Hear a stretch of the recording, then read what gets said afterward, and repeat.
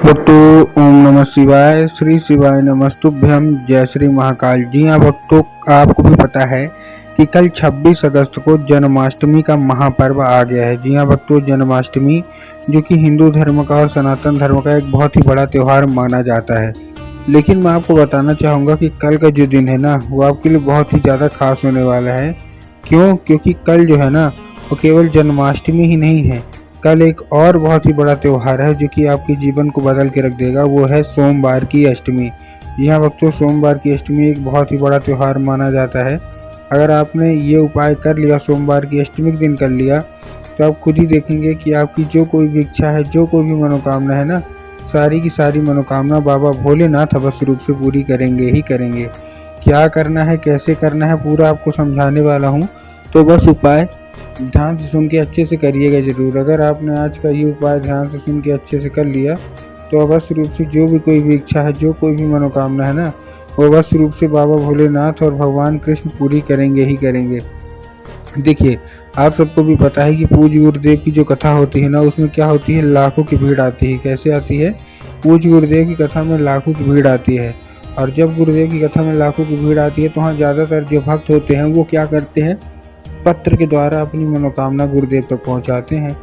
तो अभी गुरुदेव की कथा चल रही थी, पिछले साल की बात मैं आपको बता रहा हूँ। गुरुदेव की कथा चल रही थी, और जब गुरुदेव की कथा चालू हुई तो वहाँ क्या हुआ, बहुत सारे जो भक्त थे वो आए और गुरुदेव को क्या किया, पत्र के द्वारा अपनी मनोकामना गुरुदेव तक पहुँचाई। अब जब गुरुदेव के पास पत्र पहुँचा और गुरुदेव ने पत्र पढ़ा, तो वहाँ गुरुदेव ने देखा कि ज़्यादातर जो भक्त हैं ना, उनकी अलग अलग मनोकामना है। किसी की धन प्राप्ति की मनोकामना है, किसी की कर्जा मुक्ति की मनोकामना है, मतलब तरह तरह की सबकी मनोकामना थी।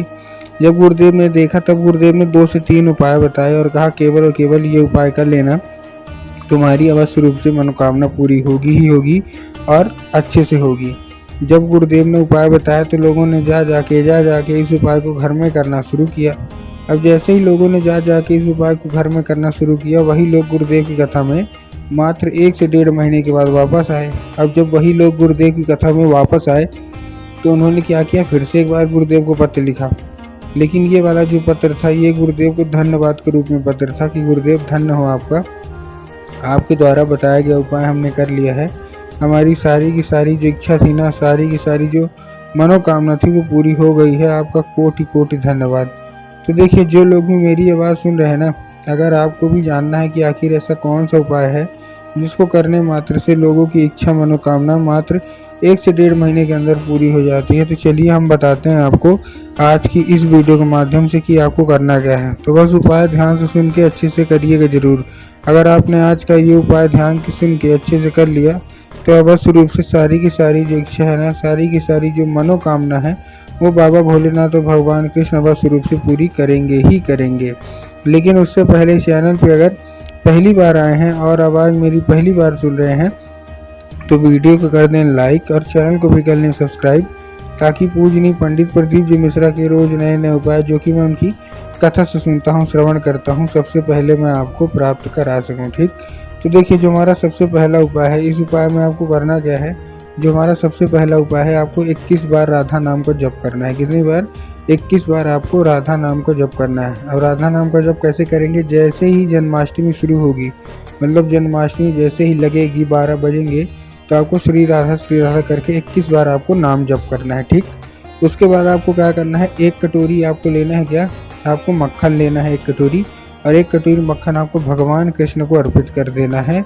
ओम कृष्णाय वासुदेवाय का जाप करके। पूज्य गुरुदेव कहते हैं कि अगर आप ये कर लिया, तो अवश्य रूप से आपकी जो कोई भी इच्छा है, जो कोई भी मनोकामना है, सारी की सारी इच्छा, सारी की सारी जो मनोकामना है ना, वो पूरी होगी ही होगी, चाहे आप जो कर लीजिए। ठीक, ये था हमारा कौन सा, ये था हमारा पहला उपाय, जो कि मैंने आपको दोनों उपाय बताया। देखिए, आपको जो मैंने आपको उपाय बताया है, बस इतना अगर आपने कर लिया ना, तो माता राधा का और ये भगवान कृष्ण का दोनों उपाय है, तो आप सारी की सारी इच्छा, सारी की सारी जो मनोकामना है, अवश्य रूप से मनोकामना पूरी होगी ही होगी। ठीक है, तो ये था हमारा कौन सा, ये था हमारा पहले उपाय। अब हम चलते हैं सोमवार की अष्टमी के उपाय के लिए।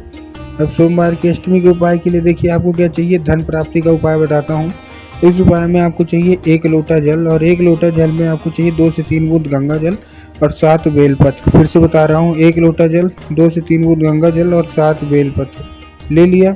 लेने के बाद आपको करना क्या है, जैसे आपने ले लिया, लेने के बाद आपको क्या करना है, उसी लोटे में डाल लेना है जो बेलपत्र है। अब जो बेलपत्र है वो कहीं से भी कटा फटा या खंडित नहीं होना चाहिए, पहली चीज़। दूसरी चीज़ आपको ध्यान रखना है कि जो बेलपत्र है वो 3 पत्ती वाला होना चाहिए। ये नहीं कि बहुत सारे लोग तो क्या करते हैं ना कि 1 पत्ती को ही मतलब बेलपत्र मानते हैं, जो कि गलत है। आपको भी पता है कि 1 पत्ती के तो कोई बेलपत्र होता नहीं है, 3 पत्ती मिलकर जो बेलपत्र बनती है वही लेना है। ठीक, डाल लिए तांबे के लोटे में जल। उसके बाद आपको जाना है शिव मंदिर। अब आपके दिमाग में आया होगा कि जाएंगे और बाबा भोलेनाथ के ऊपर अर्पित कर देंगे, जो कि पूर्णतः गलत है। आपको बाबा भोलेनाथ के ऊपर नहीं, नंदी के ऊपर अर्पित करना है। और नंदी के ऊपर कहाँ अर्पित करेंगे, देखिए आपको क्या करना है, नंदी का एक पैर होता है आगे का जो कि उठा हुआ होता है, तो आपको नंदी के उठे हुए पैर में आपको नंदीश्वर महादेव का नाम लेके उन्हीं का स्मरण करके आपको चुपचाप क्या कर देना है, अर्पित करके मनोकामना मांगना है। पूज्य गुरुदेव कहते हैं कि एक बार ये करके देखिए, सारी की सारी इच्छा मनोकामना पूरी होगी ही होगी।